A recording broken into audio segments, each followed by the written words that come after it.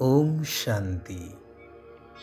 निराकार सोमेश्वर परमात्मा पितांकर सोमरस को बा ज्ञानामृत को पान करी भविष्य जीवन को दैवी रसमय करुथिबा श्रेष्ठ आत्मा मानंकु शुभ सकाळर शुभ अभिनंदन शुभेच्छा जणाई आजिर प्रभु चिंतनर आलोचना को मु समस्त को स्वागत जनाउछि। अनादि कालरू कर्म अनुसारे कुलर स्थापना होइछि। विराट रूपर चित्र रे देखै दिया जाइछि कि कुल बा वर्ण चारि देवता क्षत्रिय वैश्य आउ शूद्र हेले एथिरे रचयिता निराकार पितांकर एवं मुख्य वर्णर वर्णना देखा जाए नहीं। ताहा हेउछि श्रेष्ठ ब्राह्मण कुल बा ब्राह्मण वर्ण। पुणी शास्त्र रे उल्लेख रहिछि कि ब्राह्मण देवतांक ठारु मध्य उच्च। गायन मध्य करा जाए ब्राह्मण देवताय नमः। तेबे कुल हेउछि पांच। ब्राह्मण देवता क्षत्रिय वैश्य और शूद्र। एथिरे प्रथम वर्ण हेउछि ब्राह्मण। एथिरु ही सबु वर्ण देई आत्मा गति करिथाए। गायन मध्य करा जाए कि ब्राह्मणरु देवता अर्थात जे पर्यंत आत्मा ब्राह्मण वर्ण रे आसी नहीं बा आत्मा पवित्र स्वच्छ होई नहीं से पर्यंत देवता वर्ण रे बा कुल रे आसीबा असंभव। ग्रंथ साहेब रे मध्य उल्लेख अछि कि मनुष्य से देवता किए करत ना लागिवार। तेबे मनुष्यरु देवता भगवान करुछंती। हेले सबु मनुष्य तो नुहे। जेउ माने पवित्र ब्राह्मण कुलर हेबे सेही माने ही दैवी वंश बा दैवी कुलर होई परिबे। एठारे उल्लेख करा जाई पारे कि ब्राह्मण कहिले एई कल्याणकारी पुरुषोत्तम संगम जुगरे परमात्मांक द्वारा ब्रह्मा मुख वंशावली होइथिबा आत्मा माने। जहा उल्लेख अछि कि ब्रह्म जानाति इति ब्राह्मण वास्तव रे ताहा नुहे। केवल ब्रह्म को जानिले कौन हेबो। वास्तव रे ब्रह्मा आचरयति इति ब्राह्मण। जे ब्रह्मांकर मुख निःसृत संतान हिसाब रे ब्रह्मांकर आचरण को निज जीवन रे धारण करिवो से ही वास्तव रे श्रेष्ठ ब्राह्मण वर्णर बा कुलर बोली कहाजिवो। यह वर्तमानर जाति भेद ठारू संपूर्ण अलगा। एथिरे जाति धर्म वर्ण बयसर कौनसी कथा नहीं। श्रेष्ठ कर्म श्रेष्ठ आचरण ही मुख्य। सेइथिपाई तो कहा जाए भगवानंक पाखरे जातिपाति नहीं। वर्तमान आम समाज रे जाति प्रथा केवल परंपरा अनुजाई पालित हेउछि। जहा जेपरि कर्पूर उड़ी जाइछि कना पड़ी रहिछि। जे उच्च कुलर से तार कुल ओ आभिजात्यर निशारे चूर रहुछि। एक निछक सत्य घटनाटी कहूछि। एई अल्प दिन तले आम पंचायतर जड़े धनी व्यक्तिंकर बहु भोजी हेउथाए। अनेक लोकंकु निमंत्रण ही थाए। आजिकाली तो भोजी कहिले विभिन्न किसमर आमिष व्यंजन ही मुख्य अटे। निमंत्रण रे विभिन्न जातिर लोक माने आसीबा स्वाभाविक। खाई बसिवा समय रे केते जण ब्राह्मण बसी थांती।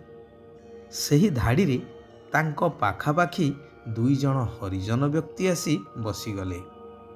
एहा देखी ब्राह्मण माने उठीगले। अन्य जणे व्यक्ति तांको पचारिबारु से माने कहिले ତାଙ୍କ ସହ ବସି ଖାଇଲେ ଆମ ପଇତା ମାରା ହେଇଯିବନି?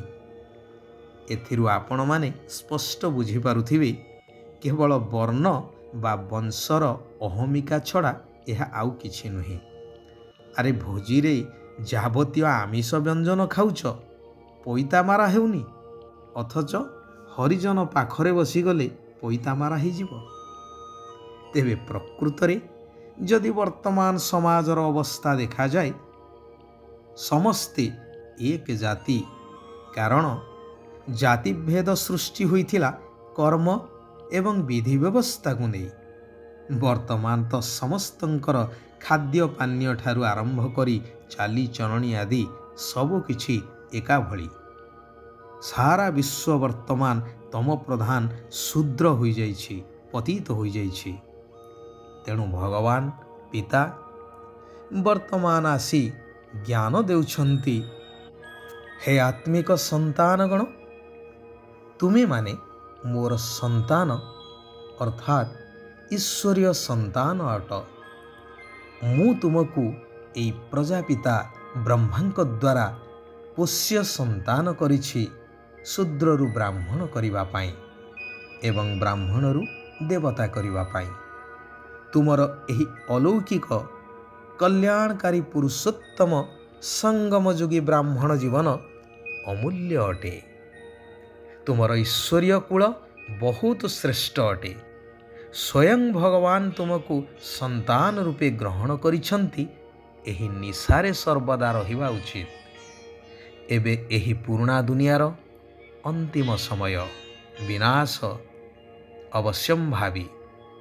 ତେଣୁ ତୁମର ଏହି ଶରୀରର ଅଭିମାନ ତୁଟିଯାଉ, ସେଥିପାଇଁ ଚାଲିବା ବୁଲିବା ସମୟରେ ଅଭ୍ୟାସ କର ଯେ ଏହି ଶରୀରରେ ମୁଁ ଆତ୍ମା ଅଳ୍ପ ସମୟ ପାଇଁ ନିମିତ୍ତ ମାତ୍ର ରହିଛି କର୍ତ୍ତବ୍ୟ କରିବା ପାଇଁ।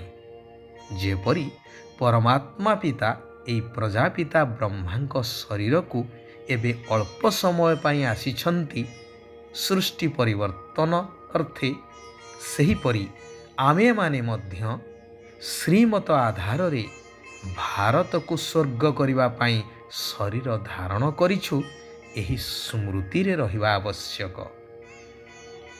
ଯଦି ଶିବ ବାବା ଏବଂ ତାଙ୍କଠାରୁ ପ୍ରାପ୍ତ ଶ୍ରେଷ୍ଠ ସମ୍ପତ୍ତିର ସ୍ମୃତି ରହିବ, ତେବେ ଏହି ପୁରୁଣା ପତିତ ଶରୀରର ଅଭିମାନ ତୁଟିଯିବ। ଏହାକୁ ହିଁ କୁହାଯାଏ ଗୋଟିଏ ସେକେଣ୍ଡରେ ଜୀବନ ମୁକ୍ତି। ସେଥିପାଇଁ ଅମୃତ ବେଳା ବା ବ୍ରାହ୍ମ ମୁହୂର୍ତ୍ତରେ ଉଠି ବାବାଙ୍କ ସହିତ ମିଠା ମିଠା କଥାବାର୍ତ୍ତା କର, ତେବେ ଶରୀରର ଅଭିମାନ ସମାପ୍ତ ହେବାକୁ ଲାଗିବ। ସ୍ମୃତି ରହୁ କି ଶିବ ବାବାଙ୍କ ସହିତ ଆମେ ସ୍ୱର୍ଗ ସ୍ଥାପନା କାର୍ଯ୍ୟରେ ନିମିତ୍ତ ହୋଇଛୁ।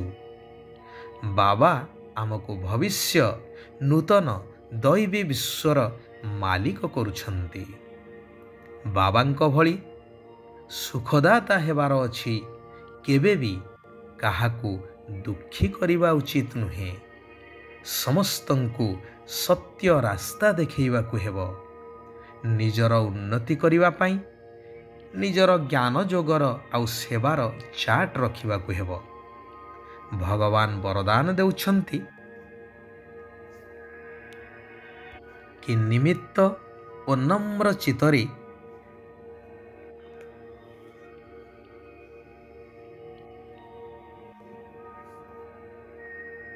ରହିବା ସହିତ ନିମିତ୍ତ ବା ନମ୍ର ଚିତ୍ତର ବିଶେଷତା ଦ୍ୱାରା ସେବାରେ ତୀବ୍ର ଗତି ତଥା ପ୍ରଥମ ନମ୍ବର ହେଉଥିବା ସଫଳତା ମୂରତ ଭବ।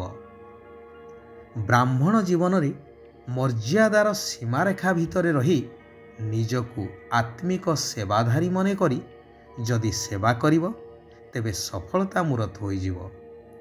ମେହନତ କରିବାକୁ ପଡ଼ିବ ନାହିଁ।